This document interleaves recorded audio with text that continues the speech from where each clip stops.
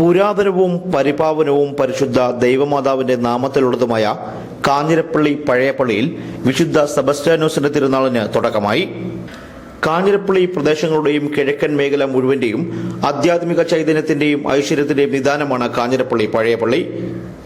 പരിശുദ്ധ കന്യാമാതാവിന്റെ നാമത്തിൽ സ്ഥാപിക്കപ്പെട്ടതും നൂറ്റാണ്ടുകളായി പഴയ പള്ളി എന്ന് അറിയപ്പെടുന്നതുമായ പ്രാചീന ദേവാലയമാണ് പഴയ പള്ളി.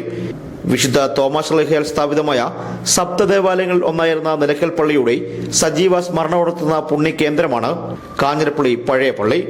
വിശുദ്ധ തോമസ് ശ്ലീഹയാൽ സ്ഥാപിതമായ സപ്തദേവാലയങ്ങളിൽ ഒന്നായിരുന്ന നിലയ്ക്കൽ പള്ളിയുടെ സജീവ സ്മരണോടത്തുന്ന പുണ്യകേന്ദ്രം കൂടിയാണ് പഴയ പള്ളി.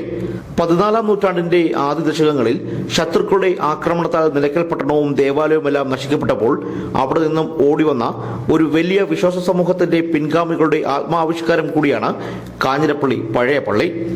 മരിയൻ തീർത്ഥാടന കേന്ദ്രമായി ഉയർത്തപ്പെട്ടിരിക്കുന്ന ഈ ദേവാലയത്തിൽ അക്രയമ്മയുടെ അനുഗ്രഹ ശിരസ്സുകളും മധ്യസ്ഥ പ്രാർത്ഥനയും ലഭിക്കുന്നതിനു വേണ്ടി ദിനംപ്രതി ജാതിമത ഭേദമന്യേ അനേക ശതം മരിയ ഭക്തരാണ് ഇടതടവില്ലാതെ വന്നുകൊണ്ടിരിക്കുന്നത്. പഴയ പള്ളിയിൽ നൂറ്റാണ്ടുകളായി നടന്നുവരുന്ന പ്രസിദ്ധമായ എണ്ണ ഒഴിക്കൽ ചടങ്ങും തിരികത്തിക്കലും പ്രാർത്ഥനയും നോമ്പ് നോക്കലും കൊണ്ട് അസാധ്യ കാര്യങ്ങൾ നേടിയെടുക്കുന്ന വിശ്വാസികളുടെ എണ്ണം ദിനംപ്രതി വർദ്ധിച്ചുകൊണ്ടിരിക്കുകയാണ്. അതേപോലെ തന്നെ ഭക്തി ആദരപൂർവ്വം തിരുനാൾ തിരുക്കർമ്മങ്ങളിൽ പങ്കുചേർന്ന് ദൈവാനുഗ്രഹം പ്രാപിക്കുവാൻ എത്തുന്ന വിശ്വാസികൾ ആയിരങ്ങളാണ്. തിരുനാളിന്റെ ഭാഗമായി എല്ലാ ദിവസവും രാവിലെ 5 മണിക്കും 7:30-ക്കും 10:30-ക്കും ഉച്ചയ്ക്ക് 2:30-ക്കും വൈകുന്നേരം 4:30-ക്കും 6:45-നും പരിശുദ്ധ കുർബാനയുമുണ്ട്. തിങ്കളാഴ്ചയാണ് ആഘോഷപൂർവമായ ടൗൺ ചുറ്റിയുള്ള തിരുനാൾ പ്രദർശനം. Team reporters, Kanjirappally.